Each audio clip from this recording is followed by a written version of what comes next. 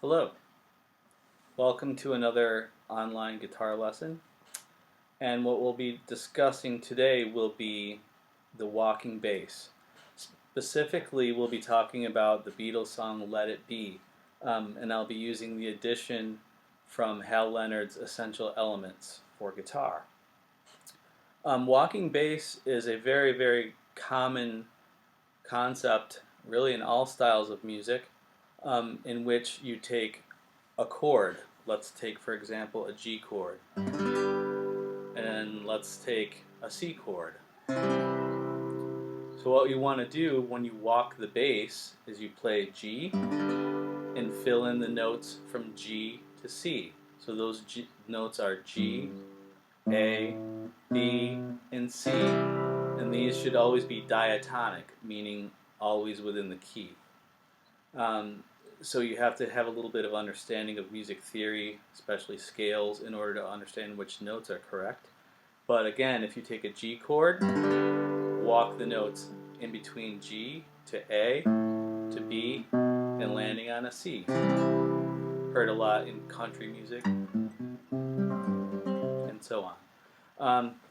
What we're going to be focusing on in this lesson are the walking bass notes in the tune Let It Be.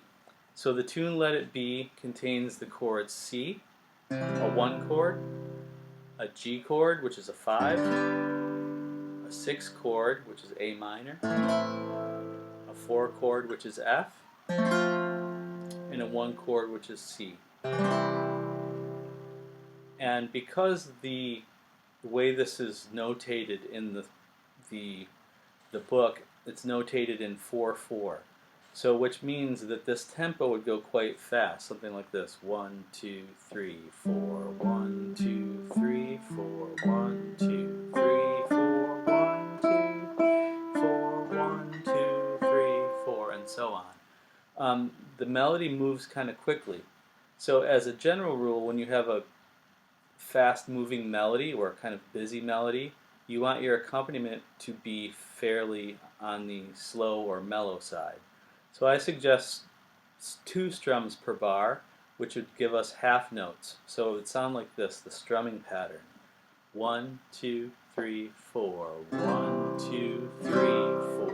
1, 2, 3, 4. 1, 2, 3, 4. 1, 2, 3, 4. 1, 2, 3, 4. 1, 2, 3, 4. 1, 2, 3, 4. 1. And that's just the first few bars.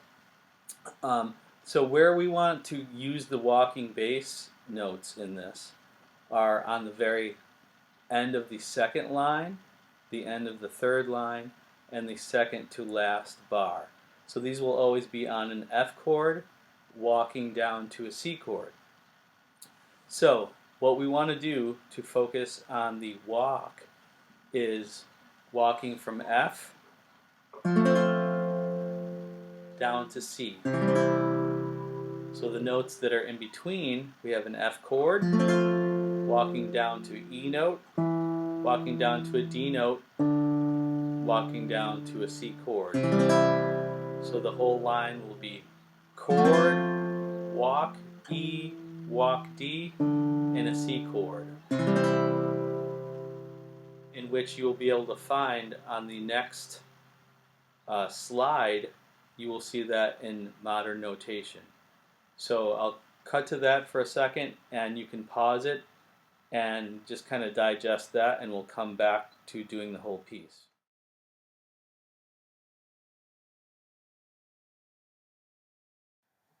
Alright, so now that we've discussed the walking bass and hopefully had a second to practice the walking notes in between the chords, I'll play through the piece with the walking bass and we can walk through it.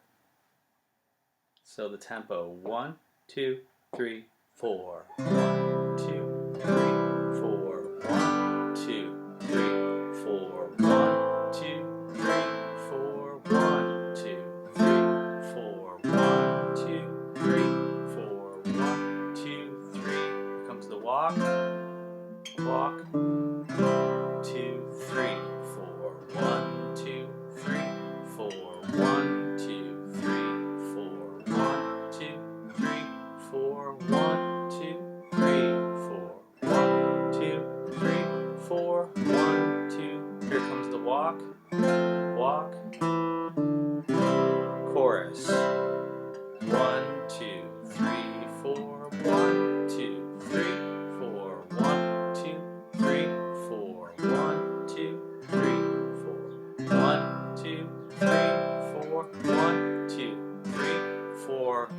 walk.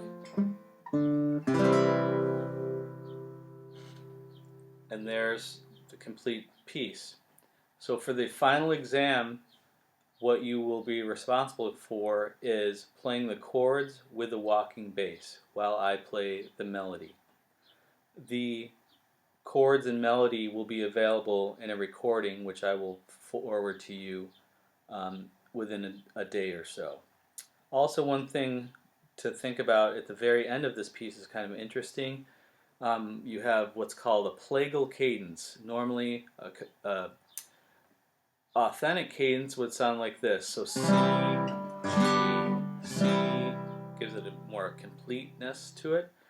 Here you have what's called a plagal cadence going C, G, F, and then ending on C. So you have what's called a 4-1 cadence, very often called an amen or plagal cadence, used in a lot of church hymns. So there's Beatles' Let It Be with walking bass. Hopefully you've learned the concept of walking bass, and hopefully you've enjoyed this video.